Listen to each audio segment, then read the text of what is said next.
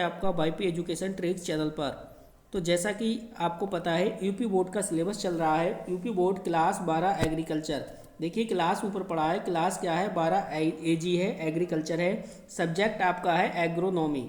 Subject देखिए आपको बता दें, सब्जेक्ट आपका चल रहा है एग्रोनॉमी। ठीक है, एग्रोनॉमी में अब तक ओनली 2 चैप्टर आपके मैंने कराए हैं और ये चैप्टर आपका 3 है।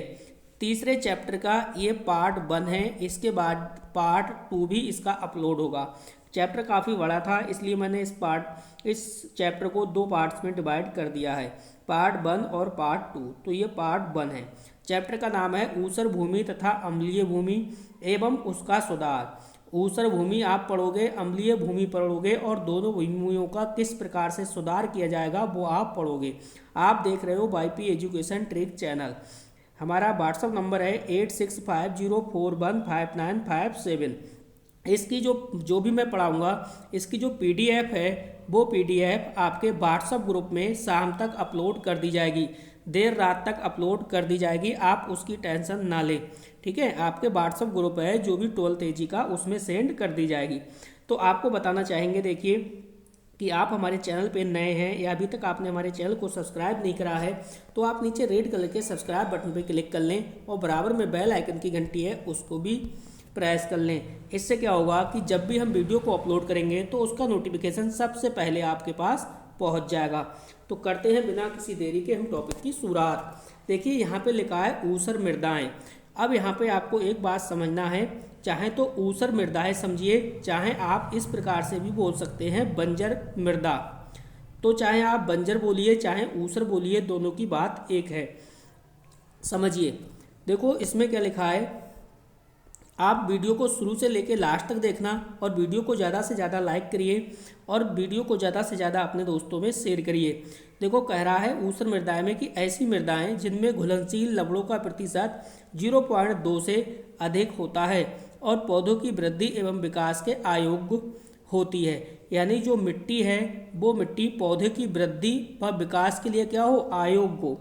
अयोग्य का मतलब वृद्धि और विकास में पौधे की सहयोग ना करे, एक प्रकार से कह सकते हो वो योग्य नहीं है किसके, पौधे के वृद्धि एवं विकास के लिए। तो वो मिट्टी जो है वो ऊसर मृदा मिट्टी कहलाएगी। या फिर आप, मैं कहूँ दूसरे शब्दों में, तो आप ऐसे बोल सकते हो कि वह मिट्टी जिसमें लवणों की अधिकता हो। वह मिट्टी जिसमें किसकी अधिकता हो, जिसमें लवणों की अधिकता हो। लवण कौन कौन से होंगे, यानी सोडियम लवणों की अधिकता हो। ऐसी भूमि में बहुत कम मात्रा में जो है वो फसल का उत्पादन होगा। इस प्रकार की जो मिट्टी होती है वो ऊसर मिट्टी कहलाती है, ठीक है। तो आप अपने शब्दों में इस प्रकार से भी लिख सकते हैं कि वह मिट्टी जिसमें लवणों की अधिक मात्रा हो, लवणों की क्या हो, अधिकता हो, ऐसी भूमि में बहुत कम उत्पादन होता है, उसे हम ऊसर भूमि या बंजर भूमि कहते हैं। इस प्रकार से आप बता सकते हो। आगे समझिए, अगली जो हमारी हेडिंग है वो हेडिंग है, देखिए ऊसर भूमि के प्रकार। जो ऊसर भूमि है उसके प्रकार कौन कौन से हैं, कितने प्रकार हैं। तो देखिए ऊसर भूमि 3 प्रकार की होती है। पहली है लवणीय मृदा, दूसरा है लवण युक्त क्षारीय मृदा और तीसरा है लवणहीन क्षारीय मृदा। तो इसमें से हम फर्स्ट हेडिंग पढ़ेंगे अब, लवणीय मृदा या कह सकते हो श्वेत क्षारीय। तो समझिए लवणीय मृदा क्या होती है।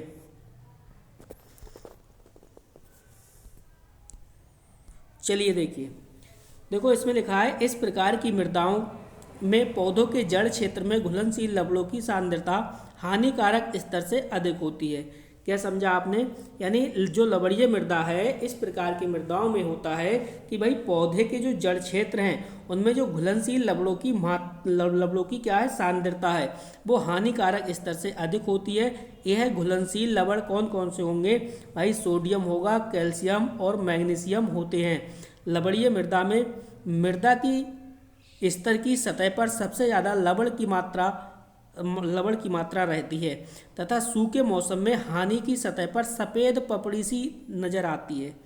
लवणीय मृदाएं जो होती हैं वो 2 प्रकार की होती हैं। फर्स्ट में देखिए ए नंबर पे लिख रखा है, कैल्शियम तथा मैग्नीशियम की अधिकता होती है। ठीक है, जिसमें क्या हो, कैल्शियम और मैग्नीशियम की अधिकता हो। बी, जिसमें मुख्यतः क्या हो, सोडियम पाया जाता हो, सोडियम, ठीक है, Na को क्या बोलेंगे हम, सोडियम। इसी प्रकार से देखिए सेकंड हेडिंग थी हमारी लवण युक्त क्षारीय मृदा, और थर्ड जो हेडिंग थी वो थी लवणहीन क्षारीय मृदा। तो हमने लवणीय मृदा पढ़ी है जिसमें लवणों की अधिकता होगी। लवण कौन कौन से होंगे, कैल्शियम, मैग्नीशियम और सोडियम। अब हम समझेंगे लवण युक्त क्षारीय मृदा। तो चलते हैं आगे की ओर। वीडियो को लाइक नहीं करा, वीडियो को लाइक करिए और वीडियो की लिंक को अपने सभी दोस्तों में शेयर करिए। अब जो हेडिंग है वो है लवण युक्त क्षारीय मृदा। समझिए ये क्या है। देखो इस प्रकार की मृदा में क्या होता है, विनिमय सोडियम के लवण अधिक मात्रा में घुले हुए होते हैं और विनिमय सोडियम प्रतिशत जो है वो 15 से अधिक पाया जाता है, तथा भूमि का जो पीएच होता है वो 8.5 से अधिक होता है, जो परिवर्तनशील होता है। क्षार मृदा के जीवाश्म पदार्थ को घोलकर भूमि कणों की संरचना को क्या कर देता है, बिगाड़ देता है, और जीवाश्म पदार्थ सोडियम के साथ घुलकर भूमि की ऊपरी सतह पर आकर सूख जाता है, जिससे मृदा का जो रंग है वो काला हो जाता है। मिट्टी का रंग कैसा हो जाता है, काला हो जाता है। और उत्तर प्रदेश में अधिकांश ऊसर इसी प्रकार की है। आप इस प्रकार से बता सकते हो लवण युक्त क्षारीय मृदा में। अब जो नेक्स्ट हेडिंग हमारी आएगी वो आएगी अलवणीय क्षारीय मृदा। देखिए जहाँ पे समझाने की बात होगी वहाँ पे आपको डीपली समझाया जाएगा, और जहाँ पे ऐसी समझाने वाली कोई बात नहीं होगी वहाँ पे आगे बढ़ा जाएगा। अगली जो थर्ड हेडिंग है आपकी वो देखिए ये थी अलवणीय क्षारीय मृदा। तो अलवणीय क्षारीय मृदा क्या होती है समझो। देखो इसमें जो मृदा का जैव पदार्थ है वो सड़कर क्षारों के सहित भूमि को काला बना देता है। आपने क्या समझा, जो मिट्टी है, मृदा है, उसमें जो जैविक पदार्थ हैं वो जैविक पदार्थ क्या है, सड़कर किसको, बेस को यानी क्षार सहित भूमि को कैसा कर देता है, काला बना देता है। और मृदा की भौतिक एवं रासायनिक अवस्था विनिमय सोडियम के कारण बहुत अधिक प्रभावित होती है। विनिमय सोडियम की अधिकता होने के कारण अधिकांश फसलों की जो वृद्धि है उसमें क्या करते हैं, ये बाधा पहुंचाते हैं। कौन, विनिमय सोडियम। अलवणीय क्षारीय मृदा भी आपने समझ लिया। अब जो हमारी हेडिंग आएगी नेक्स्ट वो हम पढ़ेंगे ऊषा मृदा बनने के कारण, यानी क्या कारण है जिसके कारण जो मिट्टी है वो ऊसर बन जाती है। तो देखिए यही हेडिंग है, ऊसर बनने के कारण। तो अब हम समझेंगे ऊसर बनने के कारण क्या है। जो मिट्टी है, मिट्टी का ऊसर बनना किस कारण से बन रही है, मिट्टी बंजर क्यों हो रही है, ये समझेंगे हम। तो देखो ऊसर मृदाओं का निर्माण शुष्क क्षेत्रों में जहां वार्षिक वर्षा कितनी 55 से 90 सेंटीमीटर से कम होती है। जहाँ पे वार्षिक वर्षा कितनी 55 से 90 सेंटीमीटर से कम होती है, वहाँ की मृदा भाई कैसी होगी, शुष्क होगी। इसका मतलब ऊसर मृदा होगी। इस प्रकार की मृदाओं के निर्माण में मुख्य कारण निम्न हैं। जैसे अब मुख्य कारण समझेंगे हम, कौन कौन से कारण हैं। देखिए आप देख रहे हैं वाईपी एजुकेशन ट्रिक चैनल। कौन कौन से कारण हैं, तो देखो फर्स्ट कारण है वो है हमारा शुष्क जलवायु। क्या है, शुष्क जलवायु। अब शुष्क जलवायु को समझो। देखो शुष्क क्षेत्र जहाँ अत्यंत कम वर्षा, जहाँ पे क्या हो, अत्यंत कम वर्षा तथा ताप अधिक हो। भाई आपको पता है जहाँ पे कम बारिश होगी और टेम्परेचर अधिक होगा, वहाँ का एरिया कैसा होगा, वहाँ का क्षेत्र कैसा होगा, अधिक शुष्क होगा। शुष्क जलवायु में आप क्या लिखोगे कि भाई शुष्क क्षेत्र, वह शुष्क क्षेत्र जहाँ कम वर्षा तथा ताप अधिक होता है के कारण क्या होगा, मृदा जल में घुले लवण निच्छालित न होकर मृदा कोशिकाओं द्वारा सतह की ओर आता है, जल वाष्पित हो जाता है और लवण सतह पर इकट्ठे हो जाते हैं। यानी जो जल है वो वाष्प बनकर वायुमंडल में उड़ जाता है, और जो लवण है वो लवण जो है वो किसकी, ये जो खेत है, जो मिट्टी है, मिट्टी की इस ऊपरी सतह पर इकट्ठे हो जाते हैं, जिसके कारण जो खेत है, खेत की मिट्टी है वो क्या हो जाती है, ऊसर एवं बंजर हो जाती है। अब जो दूसरा पॉइंट है ऊसर बनने के कारण, उसको समझिए आप। दूसरा कारण है उच्च जल स्तर। तो उच्च जल स्तर में समझिए, देखिए नहरों, जलाशयों तथा बड़ी नदियों के समीप या कुछ क्षेत्रों का जल स्तर ऊंचा होता है, जिसके कारण लवणों सतह पर आकर एकत्रित यानी इकट्ठे होते रहते हैं। इस पॉइंट को अच्छे से समझिए। देखो वो कह रहा है नहरों, जलाशयों, बड़ी नदियों के समीप कुछ क्षेत्रों का जो जल स्तर होता है वो कैसा होता है, ऊंचा होता है, जिसके कारण जो लवण हैं, लवण सतह पर आकर क्या हो जाते हैं भाई, इकट्ठे हो जाते हैं, जिसके कारण जो है भूमि कैसी हो जाती है, ऊसर हो जाती है। नेक्स्ट पॉइंट को समझिए। अगला पॉइंट है अधिक सिंचाई। अगर आप अपने खेत के अंदर सिंचाई जो है वो अधिक करोगे तो भी कैसी हो जाएगी भूमि, लवण युक्त हो जाए। लवण जब इकट्ठे हो जाएंगे तो वहाँ पे भी ऊसर या बंजर आपकी खेती हो जाएगी। देखो समझो अधिक सिंचाई से क्या प्रभाव पड़ेगा। खेती में अधिक सिंचाई करने से मृदा जल स्तर ऊंचा उठ जाता है और लवण कोशिकाओं द्वारा स्तर पर आकर इकट्ठे होते रहते हैं। एकत्रित मतलब इकट्ठे होते रहते हैं। आपने क्या समझा भाई, खेत में अधिक अगर आप सिंचाई करोगे तो मृदा का जो जल स्तर है वो ऊंचा उठ जाएगा और जो लवण कोशिकाओं द्वारा स्तर पर आकर जो लवण कोशिकाएं द्वारा स्तर पर आकर एकत्रित यानी इकट्ठी होते रहते हैं। यदि सिंचाई जल में विलेय लवणों का स्तर अधिक होता है तो मृदा शीघ्र ऊसर हो जाती है। अगला पॉइंट समझिए, ऊसर मृदा बनने का कारण। अगला कारण यह है कि भाई क्षारीय उर्वरकों का अधिक प्रयोग। अगर आप क्षारीय उर्वरकों का अधिक प्रयोग करोगे तो भी जो मिट्टी है वो ऊसर हो जाएगी, तो भी खेत आपका मिट्टी जो है वो बंजर का रूप ले लेगी, जहाँ पे फसल की जो पैदावार है वो ज़्यादा नहीं होगी। देखो कैल्शियम नाइट्रेट, पोटेशियम नाइट्रेट आदि क्षारीय प्रकृति वाले उर्वरकों जैसे सोडियम नाइट्रेट का किसी खेत में लगातार प्रयोग करने से मृदा में क्षार स्तर बढ़ता है और मृदाएं क्या हो जाती हैं, ऊसर हो जाती हैं। तो आप क्या समझा आपने। देखो क्षारीय उर्वरकों का अगर आप अधिक प्रयोग करोगे तो भी जो आपकी भूमि है कैसी हो जाएगी, वो ऊसर हो जाएगी। अब क्षार उर्वरक कौन कौन से देखिए समझिए आप। कैल्शियम नाइट्रेट बताया, सोडियम नाइट्रेट आदि क्षारीय प्रकृति वाले उर्वरक जैसे सोडियम नाइट्रेट का किसी खेत में लगातार, अगर आप सोडियम नाइट्रेट का किसी भी खेत में लगातार प्रयोग करोगे तो मृदा में क्षार स्तर बढ़ता है और मृदाएं ऊसर हो जाती हैं। ठीक है, ये थे कारण जिनके कारण जो आपका मिट्टी है, जो सॉइल है वो कैसी हो गई, ऊसर भूमि का रूप ले लिया या बंजर हो गई। ठीक है, अगली जो हमारी हेडिंग आएगी वो आएगी ऊसर मृदा का सुधार। यानी अगर मृदा बंजर हो गई, मिट्टी बंजर हो गई है जहाँ पे फसल नहीं उग रही है, तो उसको कैसे प्रकार से सुधारा जा सकता है। तो देखो हमारे देश में ऊसर मृदाओं को सुधार हेतु निम्न विधियों का प्रयोग किया जाता है। जैसे निम्न विधियाँ कौन सी हैं, जैसे फर्स्ट है इसमें यांत्रिक विधि। तो यांत्रिक विधि के अंतर्गत हमने समझेंगे लवणों को खुरच कर हटाना। जहाँ पे लवण इकट्ठे हो जाते हैं सॉइल पे तो उसको क्या है, खुरच कर हटाना है। किस यांत्रिक विधि से। दूसरा है खाई खोद कर। तीसरा है लवणों को बहाना। चौथा है जल निकास सुधार। और पांचवा जो पॉइंट है वो है सख्त तह तोड़कर। जो ऊपर की जो सख्त तह जमीन पे जम जाती है सॉइल पे, मिट्टी पे, उसको तोड़ना। ये यांत्रिक विधियां हैं। इन विधियों को हम आराम से डीपली आगे पढ़ेंगे, लेकिन पहले समझ लीजिए। दूसरी जो आपकी विधि है वो है रासायनिक विधि। रासायनिक विधि से भी आप सुधार सकते हो ऊसर भूमि को।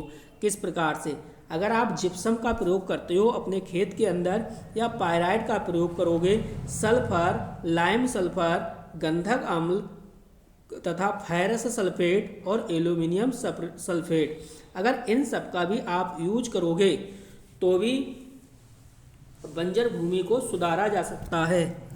नेक्स्ट देखिए जैविक विधि। तो जैविक विधि के बारे में समझिए।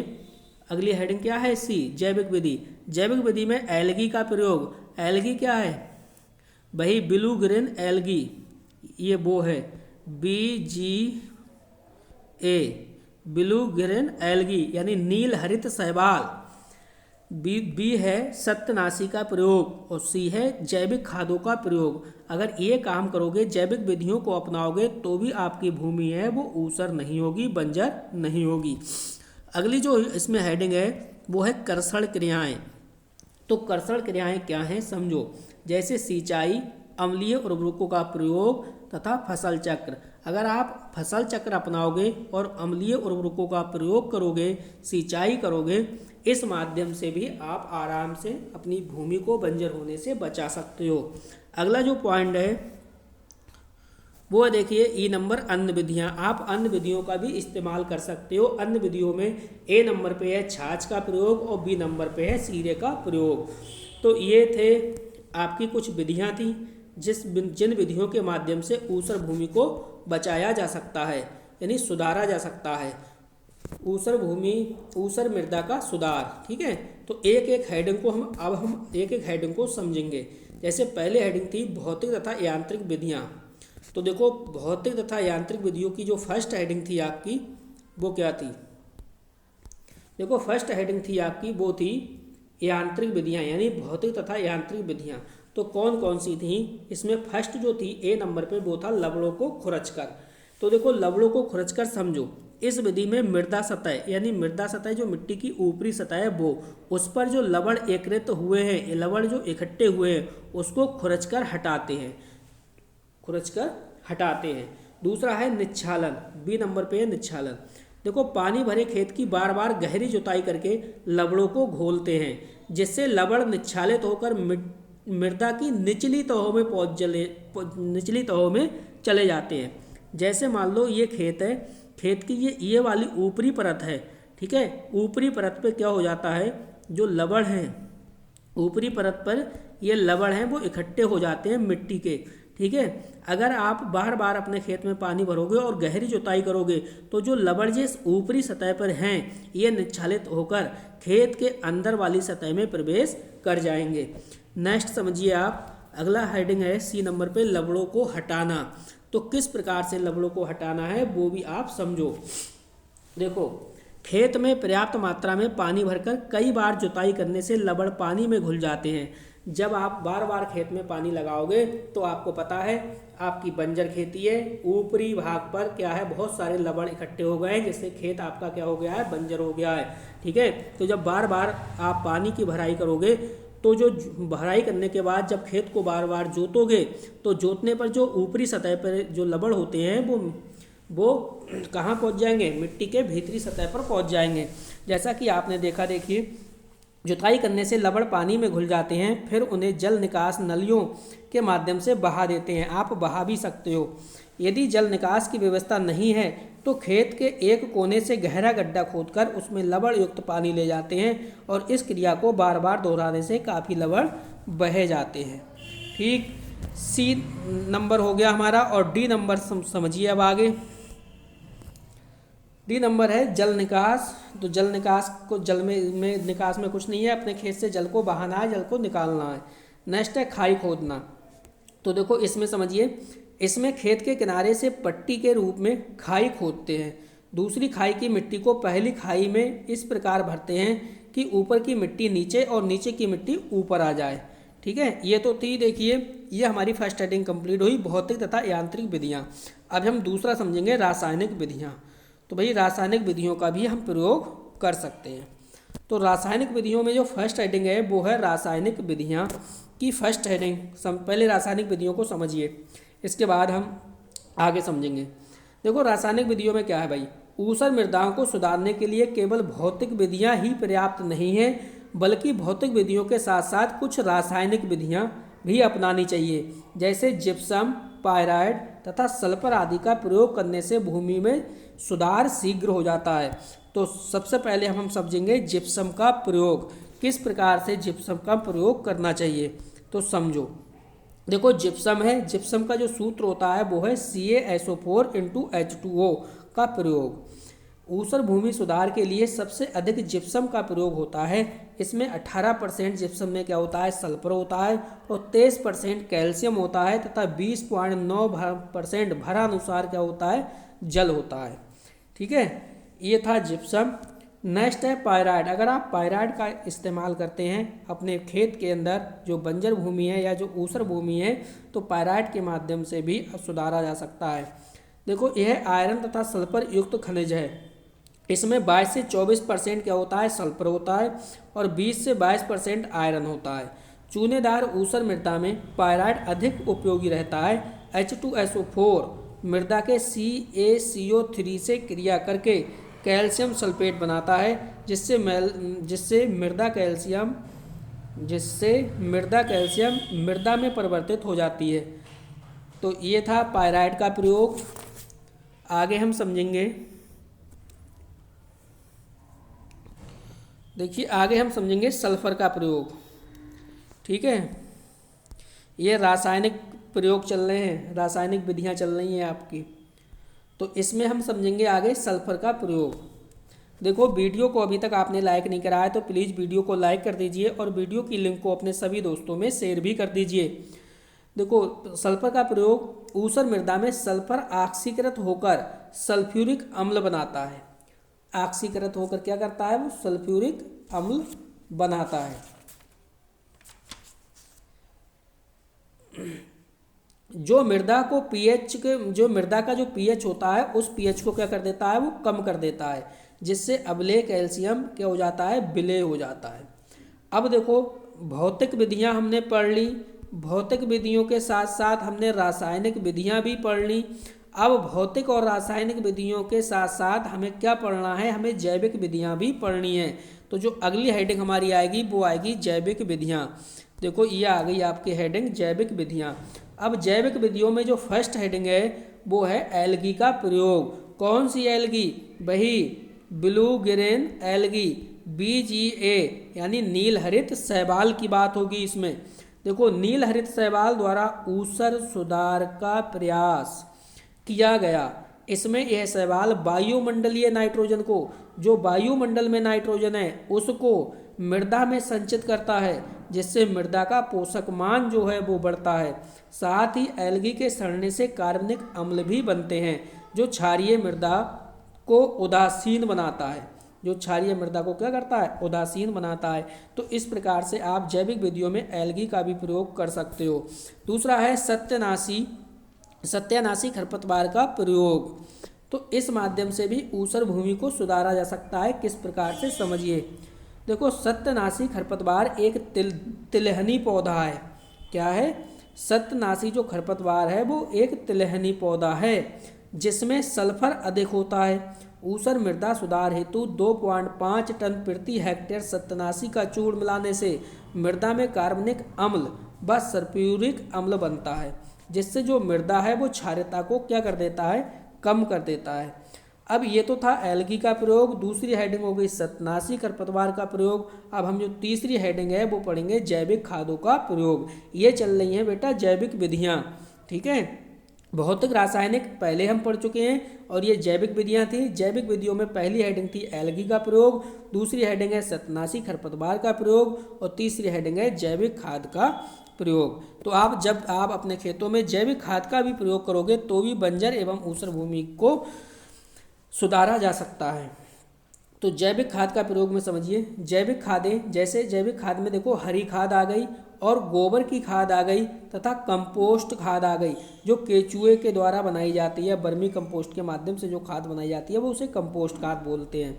आदि को ऊसर मृदा में प्रयोग करने से यह पोषक तत्व प्रदान करते हैं, CO2 यानी कार्बन डाइऑक्साइड व कार्बनिक अम्ल पैदा करते हैं, जिससे मृदा क्षारीयता कम होता है और मृदा संरचना में भी क्या होता है, सुधार होता है।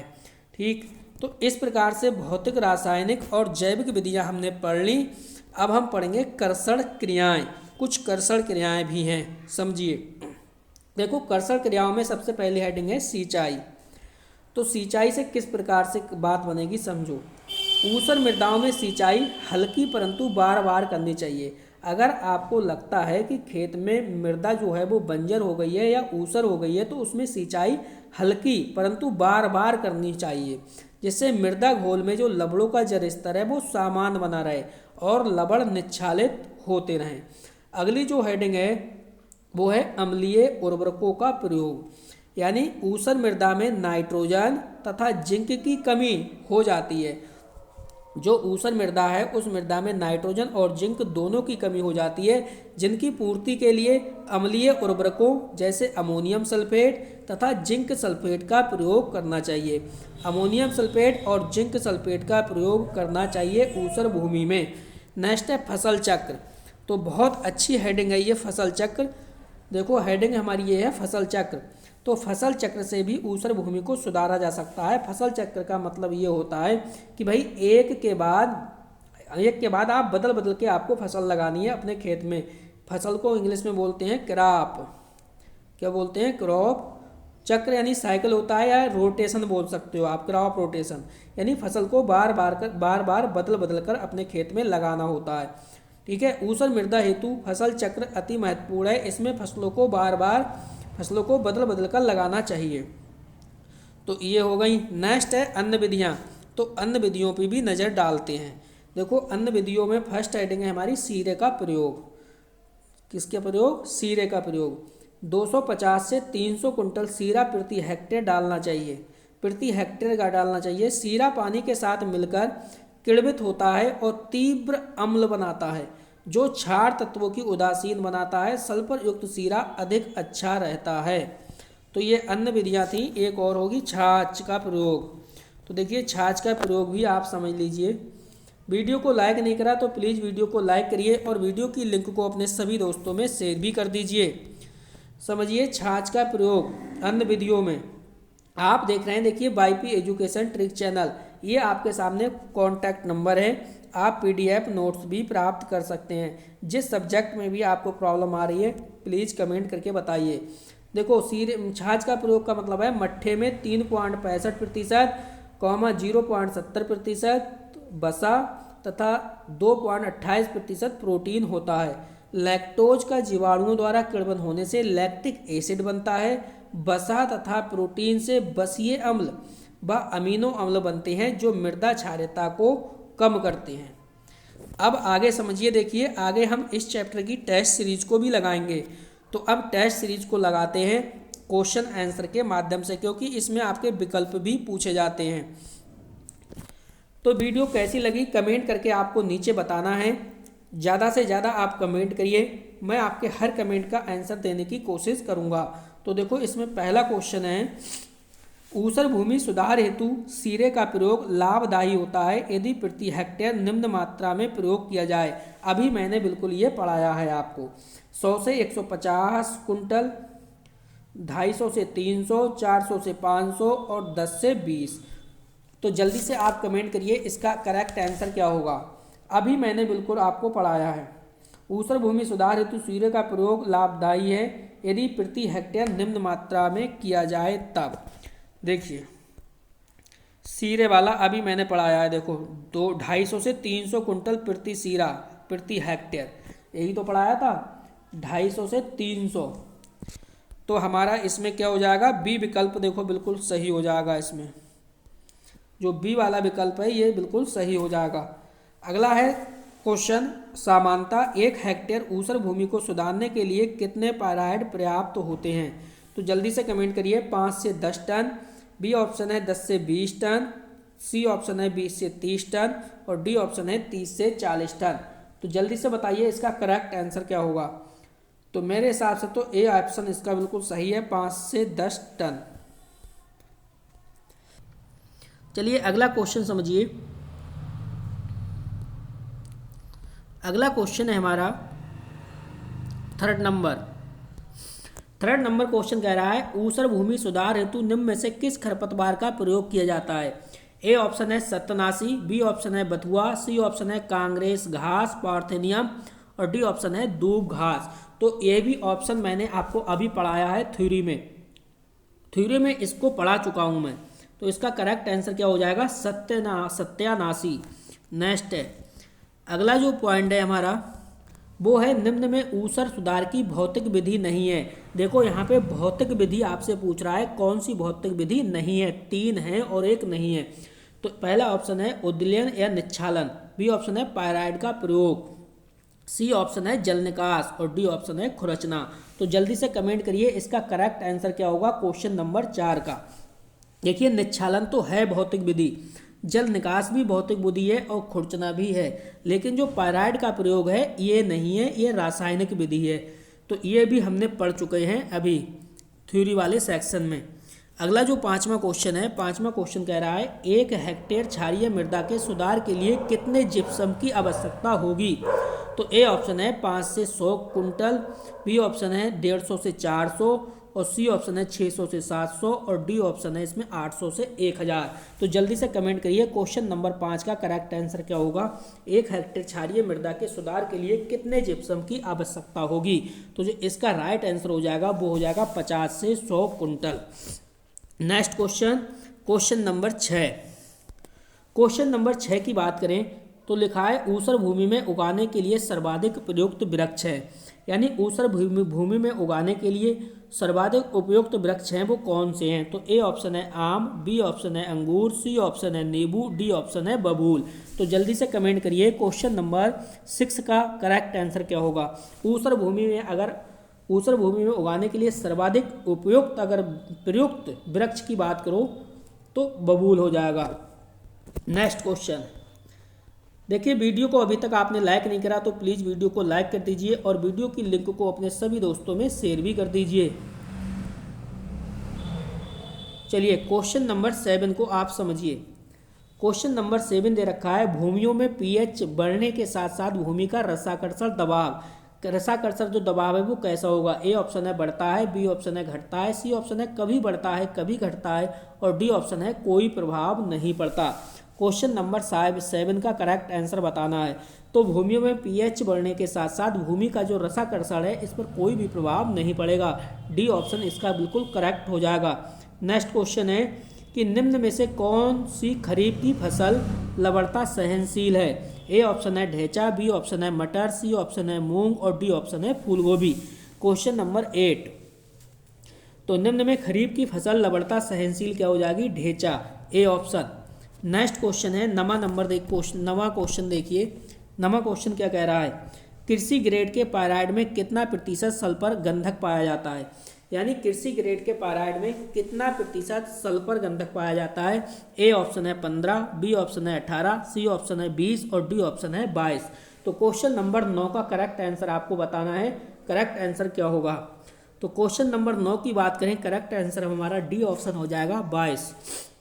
नेक्स्ट क्वेश्चन है 10वां क्वेश्चन, निम्न में से क्षारीयता सहनशील फसल है।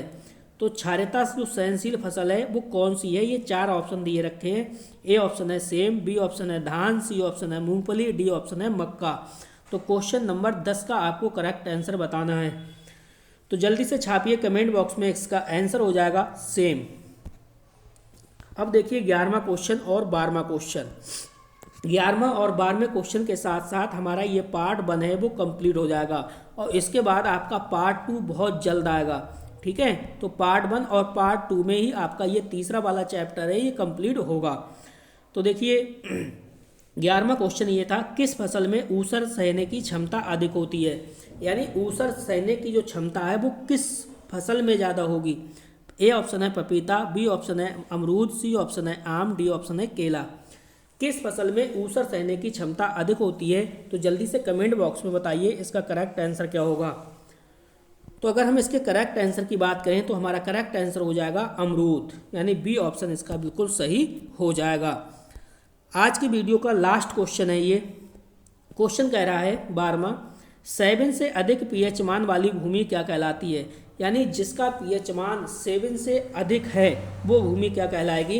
ए ऑप्शन है अम्लीय भूमि, बी ऑप्शन है लवणीय भूमि, सी ऑप्शन है उदासीन भूमि और डी ऑप्शन है दोमट भूमि। तो जल्दी से कमेंट बॉक्स में बताइए इसका करेक्ट आंसर क्या होगा। देखो जिसका पीएच मान जो है 7 से अधिक होगा, 7 से अधिक होगा तो वो क्या कहलाएगी, लवणीय भूमि, यानी बी वाला ऑप्शन इसका बिल्कुल सही हो जाएगा।